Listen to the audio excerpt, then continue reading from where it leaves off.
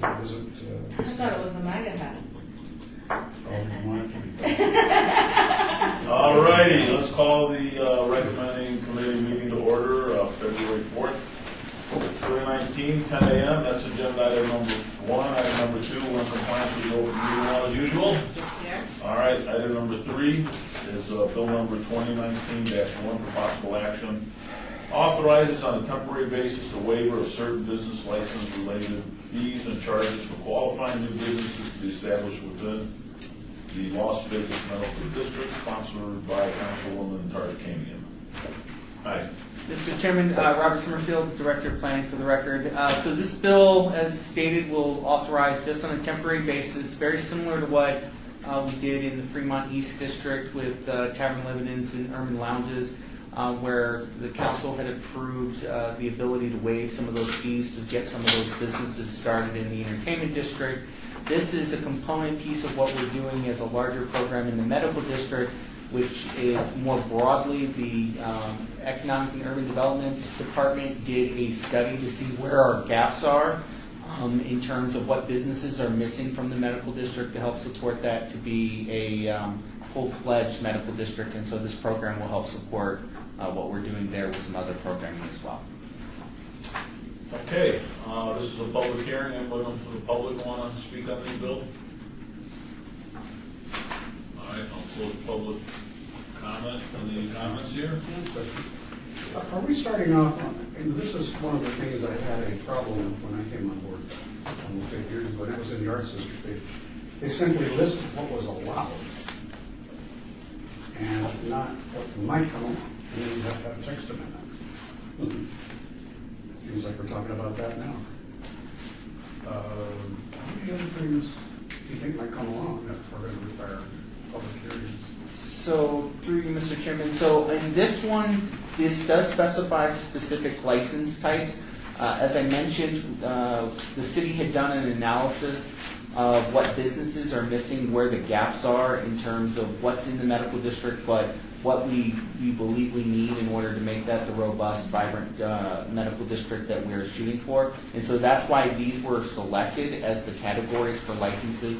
We don't really anticipate that we would be adding any license categories to this list over the course of the next 2 years, which is anticipated that this program will last for about 2 years. Okay, that's what happened with me, though, was nobody anticipated that somebody would want that. Something, and it happened, and it was a pain. But, I'll leave that to my successor. The mortuary particularly might be useful. Okay. Mr. Chairman, Crematory, what a crematory thing. I was here and I worked on that to undo that concern that you had, Councilman. I remember that very well.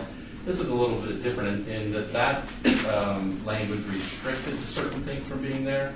What this language does is it allows a discount for certain things in order to provide an incentive for things to go there. So it doesn't. It's not restrictive like the language was that concerned me before. Yes. If I could just one more question here. But the thing is, we're flipping to form-based code here. So aren't we going against our gospel on form-based code to where we just sort of said it ought to be there instead of where it will fit in there as opposed to having to seek out the trust amendment to create something? So, Councilman, that's the difference here. Is this isn't land use piece. This is incentivizing businesses. So, under the form-based code, you're absolutely correct. Under form-based code, we want to, if it fits, it ships kind of thing. So, if it fits in the building, that business should be able to be there. So, what this does, though, is it says for businesses that haven't located in the medical district for whatever reason previously, as part of an incentive program, including through EUD incentives for physical improvements to space, this will actually help offset costs for startup businesses to get licensed within the district. That would be like the VIP. Yeah, so it's a complement to some of those programs that already exist through EUD. So this, does it say in the ordinance this lasted 2 years? Sunsets in 2 years, is that what I believe that's the intention, but I don't know if it actually specifies the time frame at this Yes, point. Jeff Burke, Deputy City Attorney, Section 4, Page what line? page 3, lines 10 through 13. Yeah, there it is. 10 through 12, 2 years thereafter. So that's what we have in it right now. Yeah.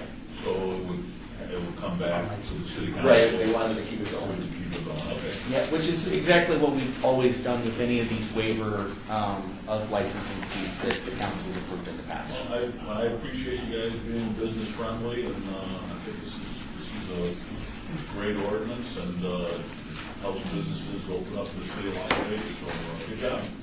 Any other questions? All right, I have a motion to approve, all those in favor? Aye. Aye.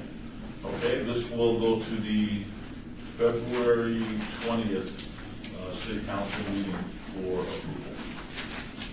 Thank you.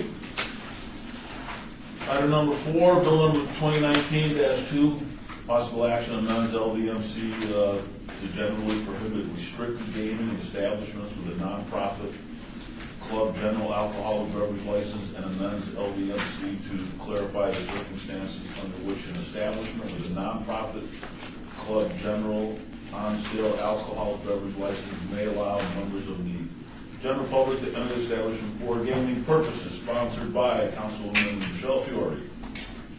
All righty. So I'm going to turn it over to Mary McElhone. Mary McElhone, Deputy Planning Director.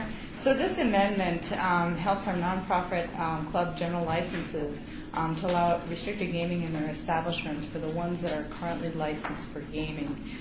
What happened was in the early 1950s and 60s, when a lot of these nonprofit clubs were originally established, they were allowed to have restricted gaming.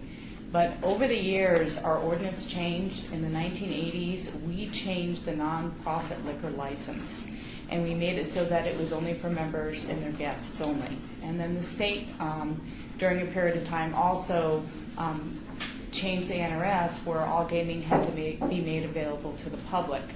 So what ended up happening was, over the years, we became further and further apart to where we're here at today, where restricted gaming is really not allowed in the nonprofit liquor license establishments because they're only for members and their guests. And the state requires they need to be open for the public. So basically what this ordinance does, it allows restricted gaming to be in these nonprofit liquor licensed establishments. Basically, the public can go in only for the purpose of playing the slot machines. Members and their guests have to log in, so we've added a condition where if you're there as a paying member of the public, you also have to log in on a separate log. A key employee, which would be the manager or the owner, has to keep track of the individual until they leave the premises, and the log needs to show the date and time of arrival.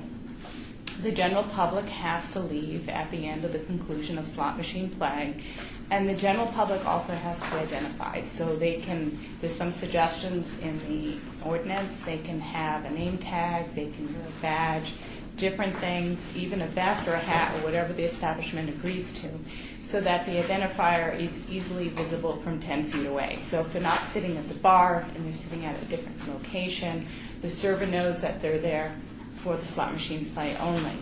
The other part of this is that they cannot be served food and beverage. That would include liquor. Water can be provided to the patron, and a security plan on how they're going to maintain this needs to be submitted for the director to be approved.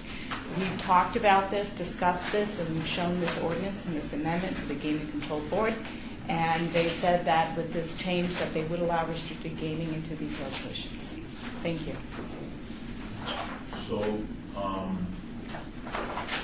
who would be affected by this ordinance today? So Councilman Anthony, we have 3 locations that are currently licensed, that have city license for restricted gaming. We have the Elks Paran Lodge, number 1508, that's at 600 West Owens Avenue in Ward 5. They have 12 slot machines. Then we have Las Vegas Post 8, which is an American Legion post, and they're at 733 Veterans Memorial Drive in Ward 5, and they have 11 slot machines. And then we have the Red Rock Moose Lodge 252, which is at 4970 West Charleston Boulevard in Ward 1, and they have 7 slot machines. So if I heard you correctly, the main difference is the public would be allowed to go in and use these slot machines, whereas today they're not supposed to, and then it comes up with a way to do that. Is that what Councilman Anthony, that is correct. 2 years ago, the public was going in these locations to play the slot machines, and then it came to our attention that what the state, there were signs that the state was now requiring on the outside of the establishments about being open to the public, and yet we don't allow the public in our nonprofit liquor license locations. Okay. Mr. Chair, Jeff Dorkin, Deputy City Attorney. The City Attorney's Office has one proposed amendment. It's non-substantive. It's just to make the name of the license uniform throughout the bill. For example, in the title, we have it as nonprofit club general alcoholic beverage, but then later it mentions general on-sale alcoholic beverage. So the proposed First Amendment is just to add on-sale to all of the places where it needs to be. So whatever the committee does today, please recommend it with the amendment, and then we'll have that ready to go Wednesday. Okay, so before I open it up to the public, anybody have any questions or comments? Yes, so I have, just to make sure you guys understand why this came about. This is something, it's really just a fix. This is something that should have been grandfathered in. One of these locations is the American Legion, which literally will be celebrating its 100-year anniversary. The other location, I think we've been at several times on West Charleston.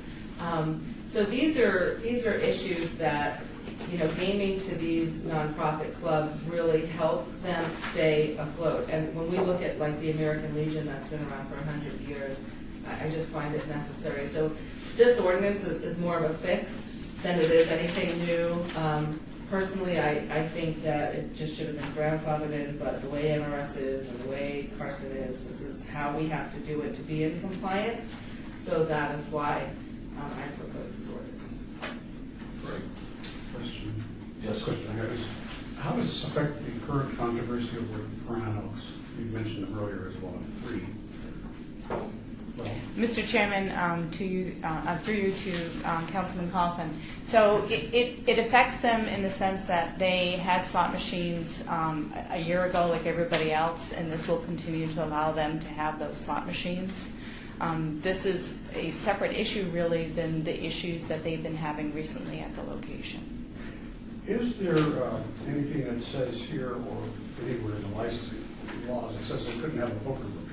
I mean, I don't even see where it talks about exactly about machines.